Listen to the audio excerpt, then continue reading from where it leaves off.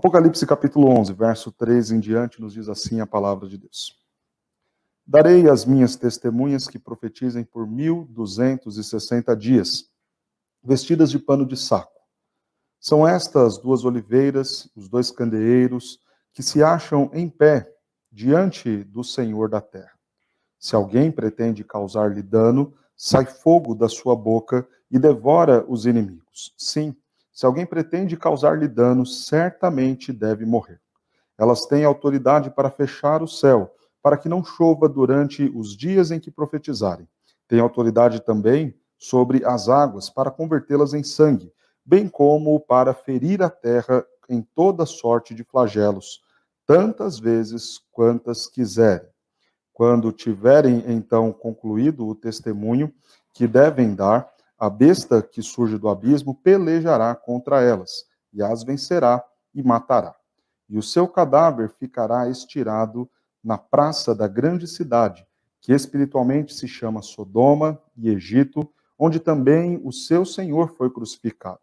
Então, muitos dentre os povos, tribos, línguas e nações contemplam os cadáveres das duas testemunhas por 3 dias e meio, e não permitem que esses cadáveres sejam sepultados. Os que habitam sobre a terra se alegram por causa deles, realizarão festas, enviarão presentes uns aos outros, porquanto esses dois profetas atormentaram os que moram sobre a terra. Mas depois dos 3 dias e meio, um espírito de vida, vindo da parte de Deus, neles penetrou. E eles se ergueram sobre os pés. E aqueles que os viram sobreveio grande medo. E as duas testemunhas ouviram grande voz vinda do céu, dizendo-lhes: subi para aqui.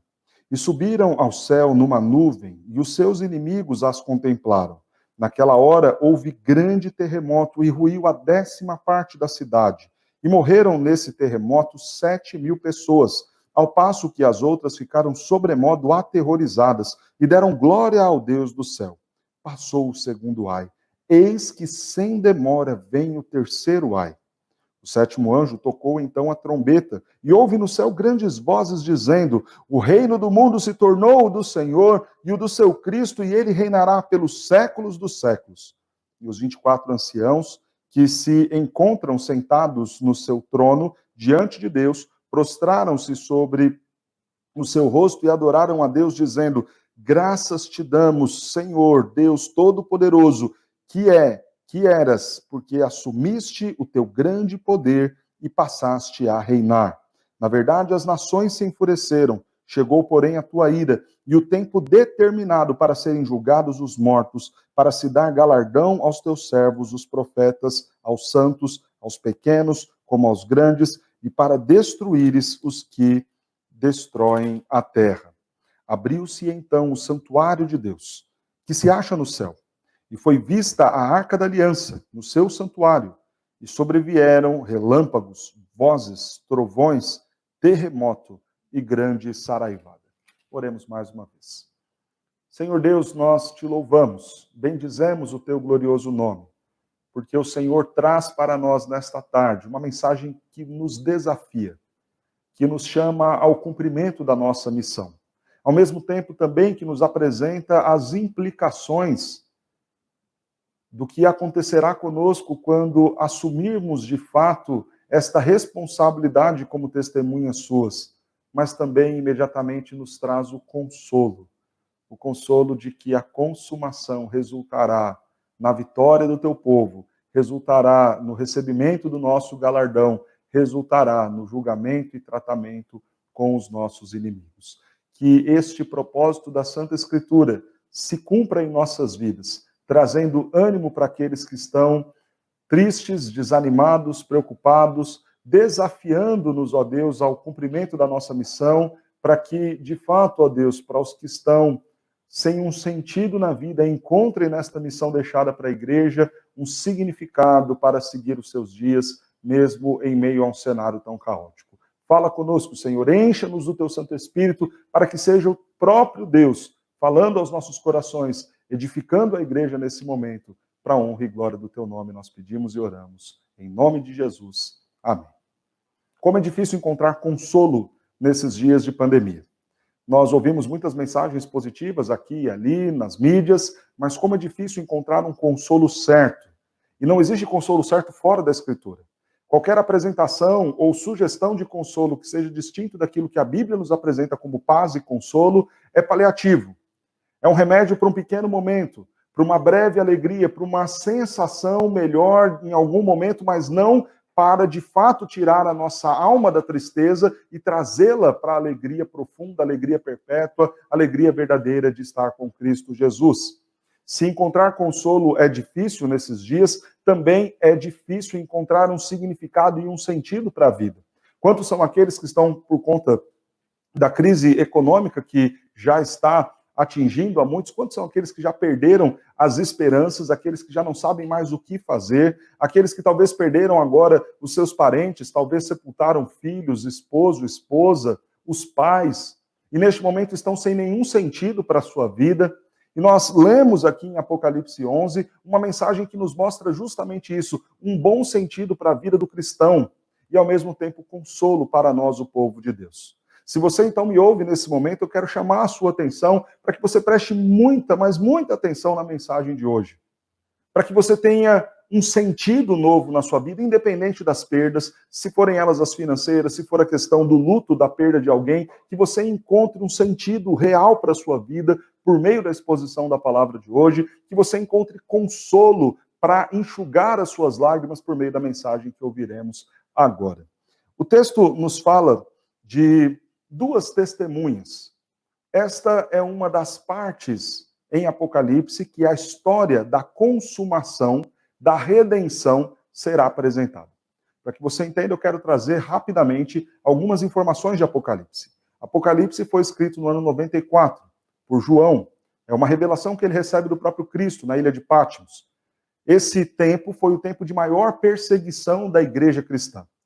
Os crentes eram mortos às centenas. João estava preso em Patmos justamente por ser ele um líder da igreja e por ser ele aquele que pregava, proclamava a palavra de Deus. Justamente por isso, por esse contexto de perseguição religiosa, é que o próprio Deus encarnado, a pessoa de Cristo Jesus, trará uma mensagem de consolo para a sua igreja e o fará por meio, então, da revelação de Apocalipse. Nós temos, então, no primeiro capítulo, a figura do próprio Cristo sendo apresentada.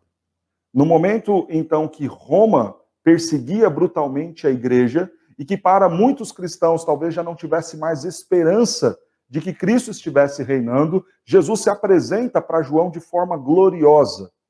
Para crentes que estavam humilhados, para crentes que enfrentavam inclusive a questão da pobreza, Jesus se apresenta em glória, mostrando que ele é o Senhor da história. E uma frase muito importante logo no início do livro de Apocalipse: eu, o Senhor Jesus, sou aquele que tenho as chaves da morte e do inferno em minhas mãos.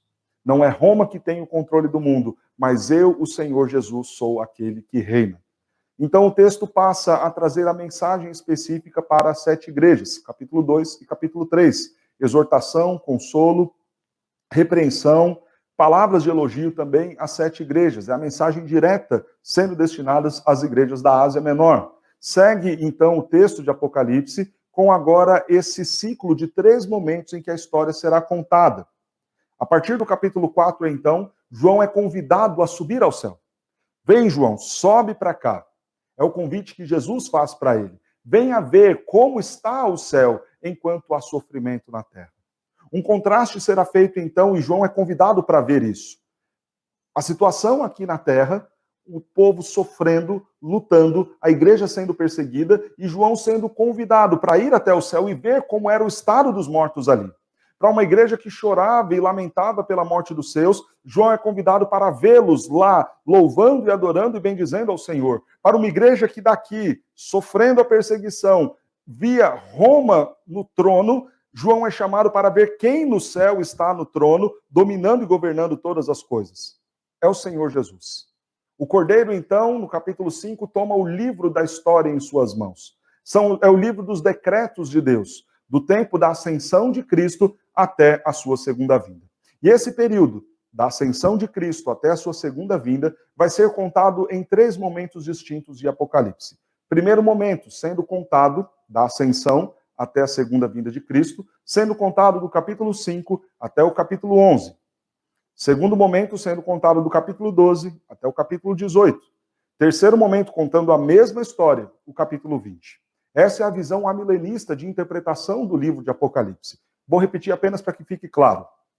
Apocalipse, do capítulo 5 até o capítulo 20, conta a mesma história. Que história, pastor?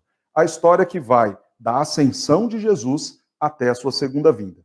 Essa história é contada 3 vezes, em 3 momentos distintos. No primeiro momento, ela é contada do capítulo 5 ao capítulo 11.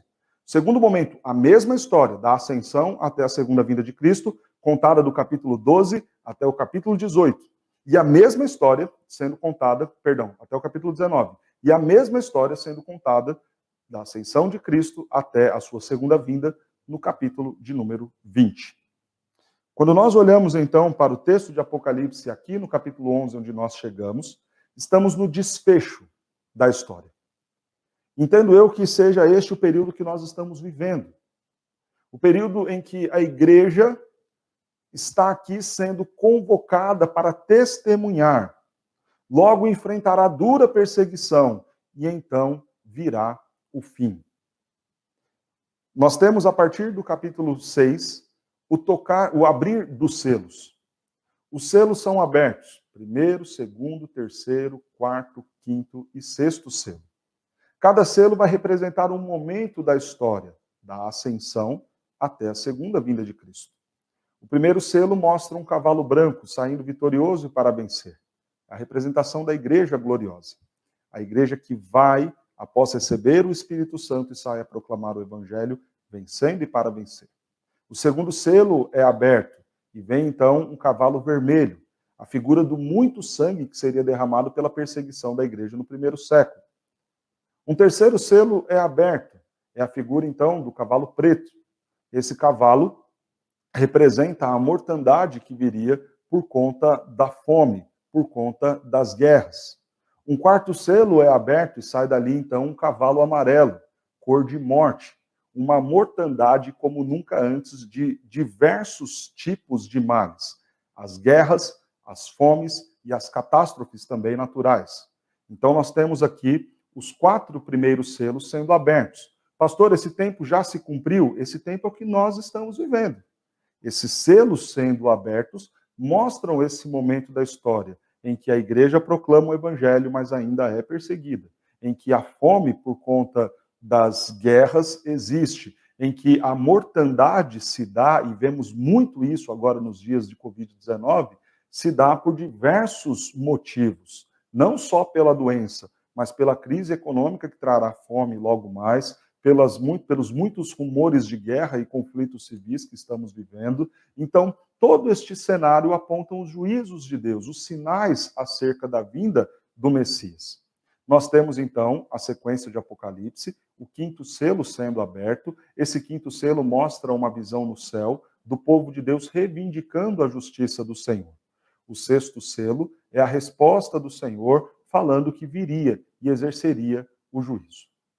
Chega, então, a abertura do 7º selo. Mas há um intervalo entre o 6º e o 7º selo. Porque o 7º selo virá com as trombetas, o 6º selo virá com as trombetas e com a destruição de todas as coisas. Mas então, nesse período em que nós estamos vendo aqui, já é o aproximar do desfecho da história. Nós caminhamos aqui então num panorama rápido de Apocalipse e chegamos aqui no capítulo 11, onde eu quero mostrar para você que Deus nos desafia e ao mesmo tempo nos consola. Algumas coisas são importantes nós explicarmos então, e eu quero começar falando do desafio do Senhor para as nossas vidas. Primeiro, quem são essas 2 testemunhas aqui? O próprio texto de Apocalipse nos dá indicativos de quem elas são. Nós lemos aqui as minhas 2 testemunhas que profetizem por 1260 dias vestidas de pano de saco. São estas as 2 oliveiras e os 2 candeeiros. Quando nós lemos Apocalipse, capítulo de número 1, versículo de número 20, esses candeeiros são identificados como a igreja. Do mistério dos candeeiros, eles são as 7 igrejas. A interpretação, então, que temos é que essas duas testemunhas aqui representam a igreja. Mas, pastor, por que a expressão duas? Seria algum motivo de pensarmos em dois tipos de igreja? Não. Duas aqui, a semelhança da ordem que Jesus deu para saírem e testemunharem a seu respeito em Lucas capítulo 10. Quando lemos em Lucas 10, verso 1, Jesus chama os 70 para testemunharem a seu respeito e os manda ir de dois em dois. A representação, então, de uma igreja que sai pelo mundo a proclamar é aquela que vai de dois em dois, nas casas, nas cidades, pelas ruas, proclamando, anunciando e testificando de Cristo Jesus. São os candeeiros porque eles levam a luz para onde há trevas. Então, nós entendemos sem nenhuma dificuldade que as duas testemunhas aqui representam a igreja e o evangelho em nossos dias. Nós somos estas testemunhas. Eu e você somos identificados assim, em Atos capítulo 1, versículo 8. Sereis minhas testemunhas, tanto em Jerusalém como em toda a Judéia, Samaria e até os confins da terra. Pois bem, explicamos então quem são as duas testemunhas. É a igreja do Senhor, é aquela que aqui na terra está militando, proclamando o evangelho como candeeiro, como luzeiro, levando a luz do Senhor para as trevas. O texto nos fala acerca de um período em que essa igreja, essas duas testemunhas, iriam testemunhar. Profetizem por 1260 dias. 1260 dias é equivalente a 3 anos e meio. Nós estamos falando aí de 42 meses. Observe comigo o texto de Daniel, lá no capítulo 12. O Senhor vai nos falar acerca do fim, da conclusão de todas as coisas. Deus vai trazer uma revelação para Daniel no capítulo 12. E o que Deus vai dizer para Daniel é sobre a ressurreição dos mortos. Daniel então pergunta para o Senhor: Senhor, quando vai se dar isso? E o Senhor responde: depois de um tempo, 2 tempos e metade de tempo, que representa 1 ano, 12 meses, 2 anos, 24 meses, e metade de tempo, metade de 1 ano, 6 meses. Ou seja, 3 anos e meio. Pastor, isso é um tempo literal? Não. Isso é um tempo simbólico. Essa simbologia aparece chamada em Apocalipse de 1260 dias, chamada também em Apocalipse, lá no capítulo 12, versículo de número 14, a semelhança de Daniel, um tempo, tempos e meio tempo.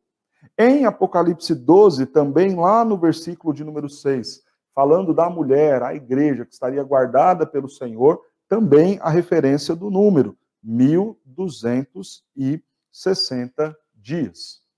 Este é um tempo simbólico. Que simbologia é esta?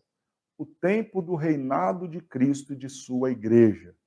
O tempo em que Satanás está preso e não pode mais enganar as nações, porque a igreja, liderada pelo seu rei, pelo seu Cristo que falou: eis que estou convosco todos os dias, a igreja sai a proclamar e levar a verdade para as nações que até agora estavam sendo enganadas por Satanás.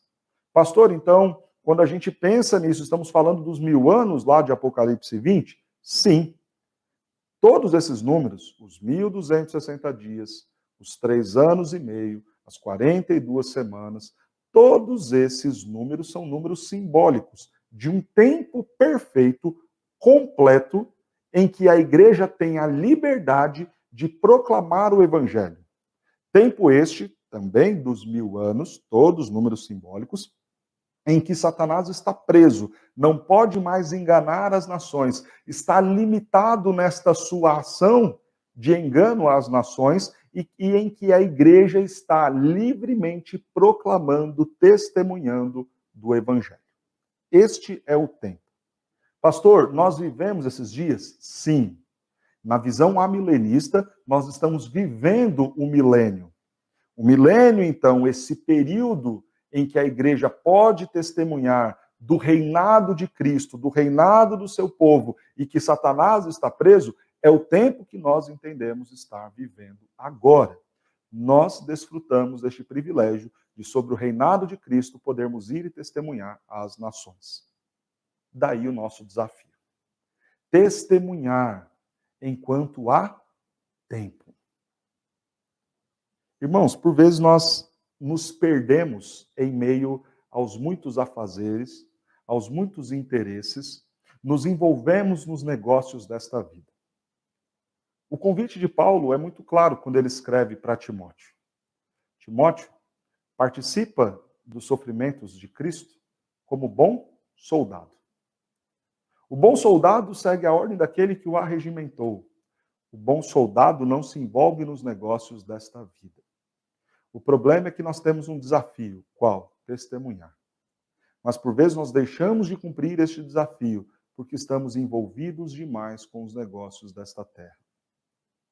Porque não nos vemos inseridos aqui como testemunhas, como luzeiros, como candeeiros. Colocamos então muitas coisas sobre esta luz de Cristo que deveria brilhar por meio das nossas vidas. As riquezas, a chácara, a fazenda, o carro, a festa A, B, C ou D. Quantos de nós estamos ansiosos para voltar ao convívio social para proclamar o Evangelho? Talvez poucos. Talvez muitos estejam interessados em voltar ao convívio social para então remarcar a data do casamento, remarcar a data do aniversário de 15 anos do filho, da filha, remarcar então talvez o batizado da criança, remarcar então talvez aí a festa de comemoração dos 25 anos de casado. Não que essas coisas não sejam boas e não sejam dignas de comemoração, claro que são, mas não devem ocupar a prioridade daqueles que são testemunhas do Senhor. Observe mais uma vez o texto. A essas testemunhas foi dado que profetizem, que falem da palavra de Deus. Nós precisamos entender que o nosso tempo aqui, ele tem limitação. A expressão 1260 dias, um tempo, 2 tempos e meio tempo, 1000 anos, aponta para uma realidade. Esse tempo vai se esgotar. Esse tempo em que livremente proclamamos o Evangelho vai chegar ao fim. Esse tempo em que lives acontecem o tempo todo, com palestras, com pregações, com congressos e conferências, acabará. E como nós estamos nos valendo deste tempo e oportunidade? Se envolvendo nos negócios dessa terra. Muito mais preocupados com coisas que não agregam em nada a missão que temos de testemunhar a palavra do nosso Deus. Qual é a postura desses que vão testemunhar das grandezas do Senhor? O texto nos diz, primeiramente, elas estão vestidas de pano de saco, cheios de grande humildade. O pano de saco mostra a questão da humildade de homens que reconhecem a grandeza e o mérito do Cristo que eles proclamam, e ao mesmo tempo também de humildade no sentido de recursos também. Porque são eles desprendidos dos amores deste mundo, das riquezas deste mundo. O que o texto, então, nos desafia a fazer como testemunhas do Senhor é amarmos as riquezas do céu, é nos dedicarmos para alcançar as riquezas do céu. E humildemente reconhecendo que os méritos estão tão somente na pessoa de Cristo, proclamar e anunciar. Em outra oportunidade, aqui no Mulher Esperança, eu falei de Provérbios, capítulo 22 e 23. E no capítulo 23 há uma orientação ali: não empenhe, não empregue toda a sua energia, toda a sua sabedoria apenas em alcançar riquezas. Precisamos, irmãos, nos vestir de pano de saco. Tanto na questão de nos esvaziarmos dos méritos e da beleza que talvez possa existir no nosso cristianismo, na nossa religiosidade, para então mostrar os méritos de Cristo na obra da salvação, precisamos nos desapegar das muitas riquezas deste mundo, entendendo que elas são passageiras, entendendo que não vale a pena empregar a minha vida correndo como louco atrás delas. São necessárias, sim. De forma responsável as buscaremos para garantir o sustento dos nossos. Sim, isso é bíblico, mas Deus não nos chama para sermos amantes das riquezas, mas para sermos testemunhas vestidas de pano de saco, em prontidão para louvar ao Senhor e testemunhar dele. Porque elas estão vestidas de pano de saco, mas se acham também de pé diante do Senhor. O que mostra a prontidão para servir testemunhando. Irmãos, não dá para ser testemunha do Senhor envolvido com os negócios dessa terra. Não dá para ser testemunha do Senhor cumprindo a missão se o tempo todo nós gastamos o nosso tempo, os nossos recursos, os nossos talentos naquilo que não faz parte da missão de testemunhar. Se não há prontidão e disposição de falarmos da palavra de Deus. O texto nos dá um grande desafio. Sejam testemunhas. O texto nos fala que há um tempo limitado para fazermos isso. Um tempo que, literalmente, nós não sabemos qual será. Quando, pastor, vai começar, então, este período duro de perseguição? Nós não sabemos. Talvez o grande fato de Apocalipse, Daniel também, usar enigmas aí na questão dos números, seja justamente para nos manter alertas o tempo todo. E nos mostrar que é impossível sabermos e calcularmos com exatidão quando é esse tempo. Para que o tempo todo, a semelhança de um soldado que não sabe quando a guerra vai terminar, para que o tempo todo estejamos nós empenhados em cumprir a missão. Humildemente e com prontidão. Mas não é apenas o desafio que o texto nos dá. O texto nos mostra garantias para vencermos esse desafio, para irmos adiante e testemunharmos. Observe. Versículo de número 5 e 6. Se alguém pretende causar-lhe dano, sai fogo da sua boca e devora os inimigos. Sim, se alguém pretende causar-lhes dano, certamente deve morrer. Elas têm autoridade para fechar o céu, para que não chova durante os dias em que profetizarem. Tem autoridade também sobre as águas, para convertê-las em sangue, bem como para ferir a terra com toda sorte de flagelos, tantas vezes quantas quiserem. Irmãos, como cristãos, nós temos autoridade? Sim. Como cristãos, nós podemos pedir o que quisermos em nome do Pai, em nome do Filho, que o Pai concede? Sim. É a promessa que Jesus nos faz lá em João capítulo 15. E tudo quanto pedirdes em meu nome, Ele, o Pai, vô-lo conceda. Mas em direção do quê? Dos mimos. Em direção das minhas glórias. Pedir em favor dos meus deleites. Não. Pedir em favor da missão. Isso fica claro para nós quando nós vamos lá no texto de Marcos, capítulo 16. Veja o que Jesus fala ao dar a missão para esses que seriam suas testemunhas. Versículo 15 em diante. E disse-lhes, ide por todo mundo, pregar o evangelho a toda criatura. Quem crer e for batizado será salvo. Quem não crer já está condenado. Jesus entrega a missão para suas testemunhas. Vão lá, preguem, testemunhem, falem de mim. Estes sinais hão de acompanhar aqueles que creem. Em meu nome expelirão demônios, falarão novas línguas, pegarão em serpentes, e se alguma coisa mortífera beberem, não lhe fará mal. E se impuserem as mãos sobre enfermos, estes ficarão curados. Isso aqui é para quem? Para quem está engajado na missão de testemunhar de Cristo Jesus. Temos então um desafio. Vai pregar o evangelho, vai testemunhar de Cristo. Perdeu alguma coisa muito importante na sua vida nesse período de pandemia? Está doendo, está sofrendo? Sim. Chora, lamenta. Porque dói. E é justo o choro.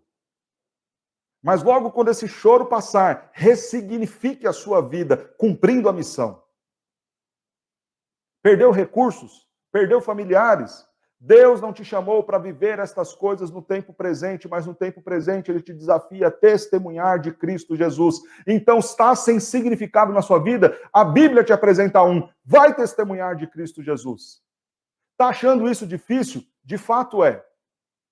Teremos duros enfrentamentos. Mas sabe o que a Escritura fala? O que for necessário para que você cumpra a sua missão, Deus prontamente dará. Alguém quer causar dano? Vai ser morto. Certamente tem que morrer. Deve morrer. É o que diz o texto. Tem autoridade para fechar o céu, para que não chova. A semelhança de Elias. Tem autoridade para transformar água em sangue. A semelhança de Moisés. Então a figura dos dois maiores profetas do Antigo Testamento são levantadas aqui. O que Deus está falando para a sua igreja, que Ele chama, convoca a sair e testemunhar, é o seguinte: olha,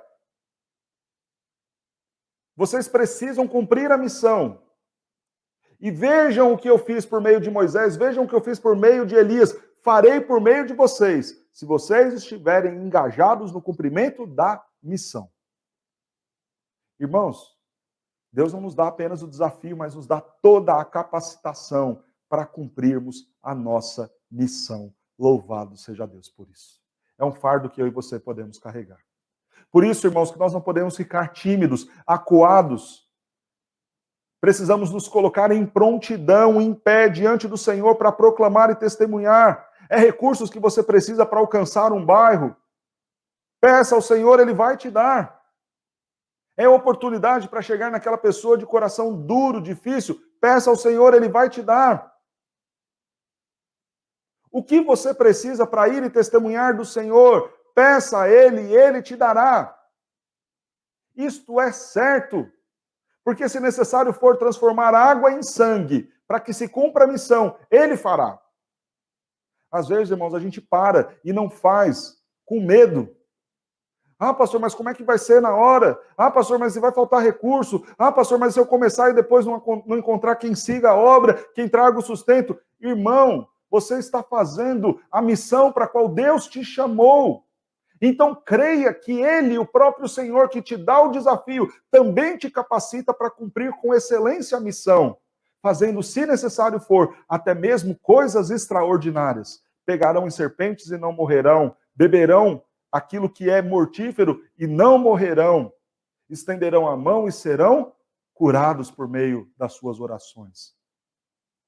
Para vaidade pessoal? Não. Para esbanjarmos em nossos próprios prazeres? Não. Mas para cumprirmos a missão. Ah, Senhor, eu queria tanto ter uma Kombi para poder levar o evangelho lá para aquelas crianças e carregar elas para a igreja. Peça ao Senhor, Ele vai te dar. Ah, Senhor, eu vi um ministério infantil tão bonito, com muitos bonecos. Eu queria usar isso para poder proclamar o evangelho lá no meu bairro. É isso que você precisa? Pede ao Senhor. Ah, Senhor, eu queria um espaço maior aqui na minha garagem para reunir as pessoas, para congregar as pessoas e proclamar o evangelho aqui no meu bairro que não tem nenhuma igreja séria. É isso que você precisa? É para proclamar, é para cumprir a missão? Peça ao Senhor e Ele vai te dar. Ah, Senhor, eu queria ter a capacitação em outros idiomas para conseguir alcançar aquelas pessoas em outros países. É isso que você precisa para proclamar o evangelho? Isso é real, é verdadeiro? Então peça ao Senhor e Ele vai te dar. Ah, Senhor, eu queria recursos para poder ir lá para aquele país. Ah, Senhor, eu estou vendo uma oportunidade para mim aqui, naquele lugar, mas me faltam algumas coisas para chegar lá. Peça ao Senhor e Ele te dará, porque Ele te dá o desafio, mas também te capacita para cumprir. Falando por fim desse desafio, nós temos então também a certeza do sucesso. Diz o texto então no verso de número 7. Quando tiverem então concluído o testemunho que devem dar, a besta que surge do abismo pelejará contra elas e as vencerá e matará. Para de ficar gastando tempo com coisa que não tem a ver com a missão para a qual Deus te chamou. Para de perder tempo discutindo política em rede social. Para de perder tempo cuidando de baboseira e de besteira que nada coopera para o cumprimento da missão. E vai fazer aquilo que Deus te chamou e te comissionou para fazer. Testemunhar. Porque vai ter um fim. Mas sabe também por quê? Porque a vitória é certa. A conclusão deste chamado é certa. Quando, porém, tiverem concluído a missão dada pelo Senhor, aí sim a besta se levanta. Vai pelejar contra a igreja e vai vencer. É um tempo de 1000 anos do reinado de Cristo, tempo que nós estamos vivendo. E depois Satanás será solto. Mas nós ainda estamos neste tempo. Ainda temos esta oportunidade. E vamos vencer. Porque o texto diz que Deus só permitirá que Satanás seja solto e que a igreja seja calada e morta quando ela tiver cumprido a sua missão. Irmãos, isso é muito interessante e reforça tudo aquilo que nós estamos falando desde o começo. Qual é o grande propósito da igreja? Testemunhar. Tanto que no momento em que ela tiver concluído o seu testemunho, o que Deus faz? Ok, agora ela pode ser morta, calada, fechada. Não há outro sentido de eu e você estarmos aqui. Deus nos chama para testemunhar. E enquanto estivermos fazendo isso, temos toda a ajuda dele. E temos uma certeza: vai dar certo. Quais são as implicações de testemunharmos? Observe comigo o verso de número 10. Os que habitam sobre a terra se alegram por causa deles, realizarão festas, enviarão presentes uns aos outros, porquanto esses dois profetas atormentaram os que moram sobre a terra. Nós veremos adiante que a igreja será morta. Mas isso é implicação do quê? Da igreja testemunhar. Quando a igreja testemunha, ela atormenta os moradores da terra. Porque ela vai contra o homossexualismo. Porque ela vai contra esse jeito antibíblico de se pensar família. Porque ela bate de frente com a sujeira e corrupção que tem dentro das igrejas, dentro da sociedade, dentro das prefeituras. E quando ela começa a falar, apontar o pecado e mostrar Cristo como solução do pecado, irmãos, ela começa a atormentar o mundo.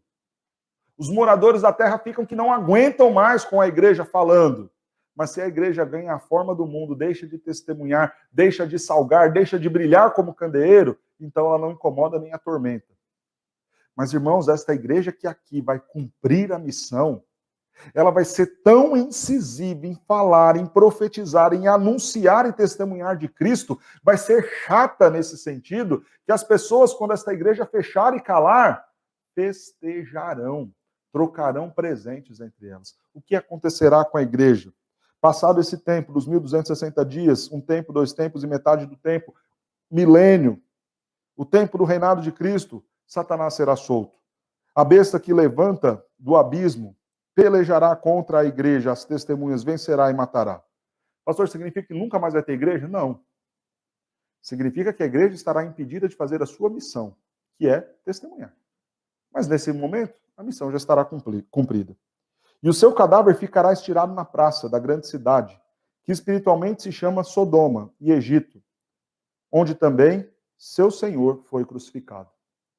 Tudo de ruim é atribuído para estes que seguirão a Satanás. Quero falar primeiramente da besta. A besta vai ser descrita no capítulo 13 de Apocalipse como sendo um governo mundial e, ao mesmo tempo, também uma força política e também, ao mesmo tempo, uma força cultural, científica, que valida, filosófica, que valida os atos do governo. Então, a figura do anticristo vem para reger esses poderes. Aqui em Apocalipse 11, fala da besta no singular, o que nos faz crer que é a figura do próprio anticristo, que age por meio de governos e filosofias antibíblicas. A figura depois das duas bestas, a que emerge do mar e que emerge da terra. Pois bem, não vamos gastar tempo aqui falando e tentando identificar o que é o quê. Mas simplesmente pensando no caos e no terror que causará este contra a igreja. O texto fala que a igreja será morta, calada e ficará com o corpo estirado em praça pública. A praça da grande cidade, a grande cidade vai ser depois denominada como a Babilônia. Mas aqui também recebe, espiritualmente se chama Sodoma e também Egito, onde Cristo foi crucificado. Veja, todo lugar ruim que foi descrito na Bíblia até aqui, a Babilônia, Sodoma, o Egito, lugar do aprisionamento do povo, da escravidão do povo, e Jerusalém, onde Cristo foi crucificado, todos esses lugares recebem o nome juntos de um só. É a ideia, então, de que este governo e de que esta igreja será pisada por todo sinônimo de ruindade e maldade contra o povo de Deus até aquele presente momento. E o que acontecerá conosco, a igreja do Senhor? Muitos dentre os povos, tribos, línguas e nações contemplam os cadáveres das duas testemunhas por 3 dias e meio e não permitem que esses cadáveres sejam sepultados. Seremos mortos, perseguidos, torturados, humilhados e não teremos menor dignidade, nem mesmo para o sepultamento dos nossos. Pastor, por quanto tempo isso? Por 3 dias e meio. Quando nós comparamos 1 milênio com 3 dias e meio, percebe então que o tempo de sofrimento da igreja será muito menor, cumprindo exatamente aquilo que Jesus já havia dito. Deus vai abreviar esse tempo em favor dos eleitos. Nós vimos então aqui o desafio que temos. Vimos as implicações se cumprirmos esse desafio. Seremos mortos, calados, humilhados, tratados sem a menor dignidade. As pessoas vão dar risada e vão trocar presentes enquanto a igreja estiver ali silenciada. Irmãos, isso não me parece estar muito distante. Quando a gente vê as manifestações na porta dos tribunais, quando se aprovam leis em favor do aborto, as pessoas comemoram, riem. O que me faz pensar que no momento em que a igreja passar a perturbar ainda mais, na hora que uma igreja estiver sendo destruída e cristãos estiverem sendo mortos, esses grupos que hoje defendem o homossexualismo, defendem o aborto, aplaudirão, darão risada, farão festa, celebrando toda a imundície dos seus pecados e o fato de que aqueles que lhe atormentaram já não têm mais vozes para falar. Mas em meio a tudo isso, eu quero dizer que Deus também nos traz consolo. Vejamos a sequência do texto. Verso 11. Mas depois dos 3 dias e meio, um espírito de vida vindo da parte de Deus, neles penetrou, neles quem? Nas testemunhas, na igreja. E eles se ergueram sobre os pés, e aqueles que os viram sobreveio grande medo. E as 2 testemunhas ouviram grande voz vinda do céu, dizendo-lhes: subi para aqui. E subiram ao céu numa nuvem, e os seus inimigos as contemplaram. Glória a Deus. Passado então 3 dias e meio, um tempo muito pequeno, um espírito de vida põe novamente em pé as testemunhas. Do que o texto está falando? Da ressurreição dos mortos. Irmãos, imaginem a cara de espanto desta geração. Este tempo me parece tão pequeno que o que entendemos do texto, os mesmos que mataram a igreja agora contemplam a sua ressurreição. Logo, me parece que enquanto a igreja vem em geração, há muitos anos, há milênios proclamando a palavra de Deus, parece que esse tempo de dor e sofrimento não será mais do que o tempo de uma geração, de tão curto que será. E isso é consolo para nós. E na hora que Deus olha e fala, chega, basta, vou lutar pelos meus, vem um espírito de vida e nos põe novamente em pé. Então aqueles corpos que estavam ali na praça, se decompondo sem a menor dignidade sequer para serem sepultados, daqui a pouco ganham vida. É a ressurreição dos mortos. E o texto diz que não apenas ganham vida, mas também ouvem uma voz do céu, nas nuvens, dizendo, sobe para cá. O que é isso? O arrebatamento. Arrebatamento secreto? Não. Isso é besteira de filme dispensacionalista deixado para trás. Bobagem. A Bíblia não fala de arrebatamento secreto. Não fala de um mistério de pessoas desaparecendo. Isso é besteira de filme. É coisa de criança. A Bíblia fala de um arrebatamento visível. Observe o texto novamente. E uma voz do céu dizia, sobe para cá. E subiram o céu numa nuvem, e os seus inimigos as contemplarão. Viram o arrebatamento da igreja. A igreja que testemunhou, cumpriu sua missão, já estava vitoriosa ali. Foi perseguida, morta, assassinada, humilhada, exposta publicamente sem nenhuma dignidade, sim, por um tempo curtíssimo, para que se cumprisse o propósito de Deus, mas novamente será posta em pé. E quando posta em pé, receberá um convite do Senhor. Sobe para cá, vem. Vem para estar com o Pai, vem para estar com o Rei, vem para estar com Cristo nas nuvens. Irmãos, é aquilo que Paulo nos fala lá em Tessalonicenses, capítulo 4. No soar da última trombeta, os mortos em Cristo ressuscitarão. Para o encontro com Cristo nos ares, nas nuvens. Ah, irmãos, eu fico imaginando a cena. Aqueles que mataram, que humilharam, que xingaram. Daqui a pouco começam a ver um monte de morto ressuscitando. Mas eu matei aquele ali, eu enforquei aquele ali foi o que eu decapitei, mas agora ele está vivo novamente, porque a mensagem, o testemunho era real, era verdadeiro, mas daqui a pouco eles não estão apenas aqui nos assombrando, nos atormentando, eu começo a vê-los subir e fico desesperado porque não estou indo. Este vai ser o cenário. O caos vai se estabelecer. Naquela hora houve grande terremoto, ruiu a 10ª parte da cidade, e morreram nesse terremoto 7.000 pessoas, ao passo que as outras ficaram sobremodo aterrorizadas e deram glória ao Deus do céu. Reconheceram. Era tudo verdade. Então, passou o segundo ai. Eis que sem demora vem o terceiro ai. Qual é a mensagem de consolo aqui para nós, irmãos? Primeiro, o sofrimento da igreja terá um fim. Tem hora marcada para acabar. Segundo, a igreja, os mortos em Cristo ressuscitarão para a glória eterna. Terceiro, seremos arrebatados com Cristo nas nuvens, estaremos com encontro com Ele, glorioso, uma festa linda. Quarto, virá o juízo de Deus. A condição desses que se encontram com Cristo nas nuvens, capítulo 11, verso 15 em diante, o 7º anjo então toca a trombeta. É a 7ª trombeta.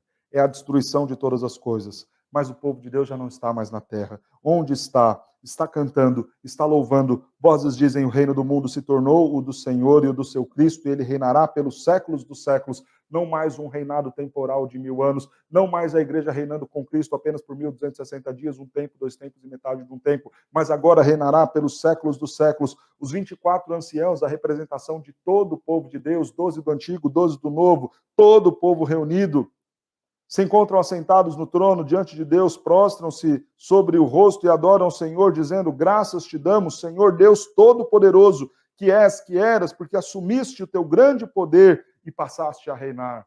Ponto. Acabou o reinado do anticristo, acabou o reinado dos inimigos da igreja, pôs-se fim à perseguição do povo de Deus, porque o Cristo, Rei dos reis e Senhor dos senhores, agora se faz presente na terra e o seu reinado será eterno.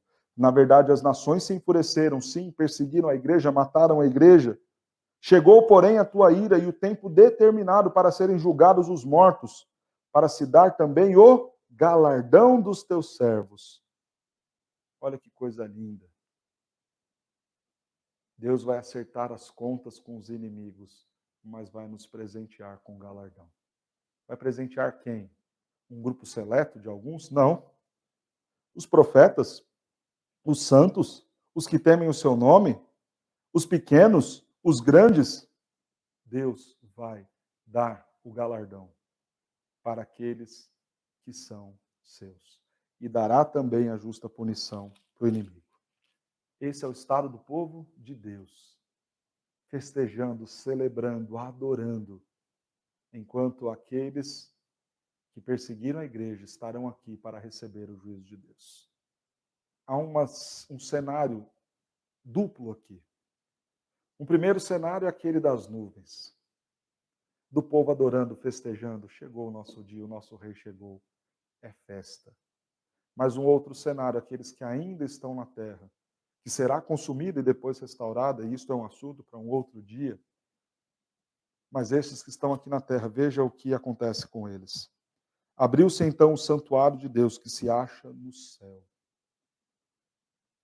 O que eles veem daqui, eu fico imaginando essa visão. O céu se abrindo. E eles agora observam todo o santuário de Deus daqui de baixo, vendo o vislumbre do verdadeiro reino lá no céu.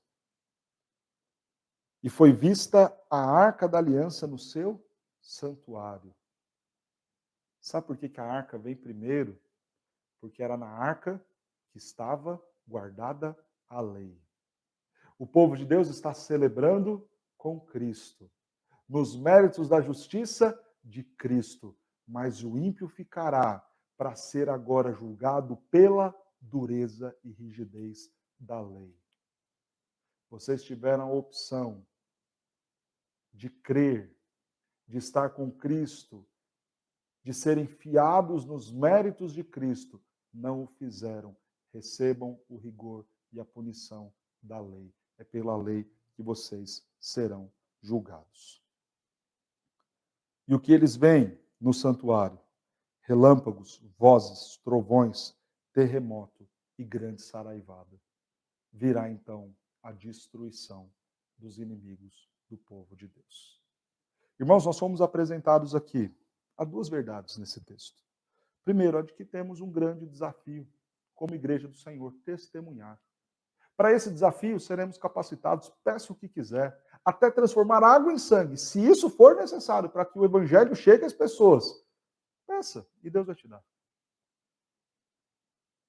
Fomos apresentados a consequência desse chamado, do cumprimento desta missão. Sofreremos, seremos perseguidos, mortos e humilhados.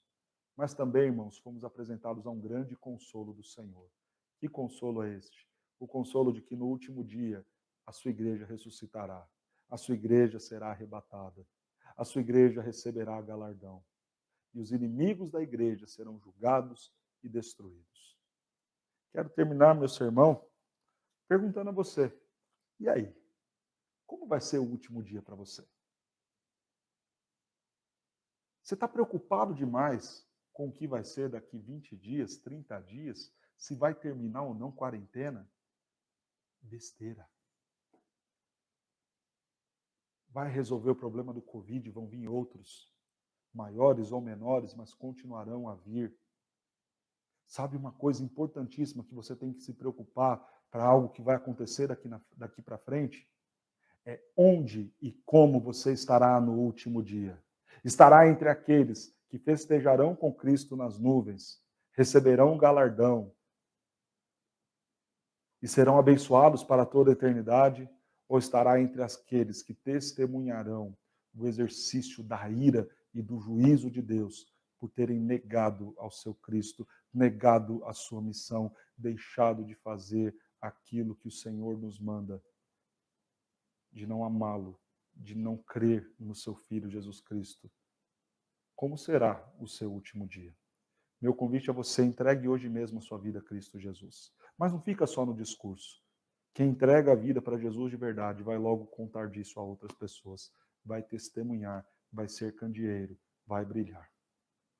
Se você não é crente, seja, busque ao Senhor enquanto se pode achar.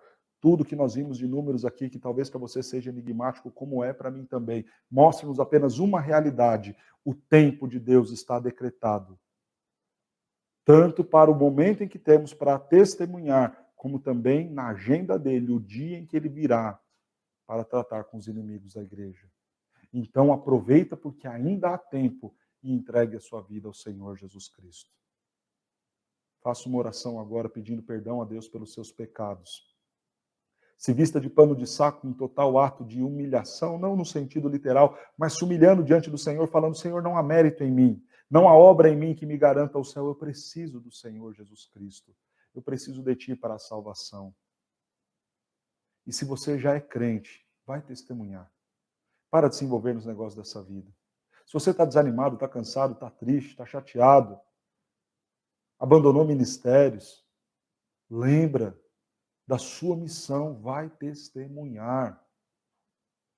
E se é falta de recursos, se é falta de coragem, se é falta de saúde, se é para cumprir a missão, peça a Deus e Ele te dará.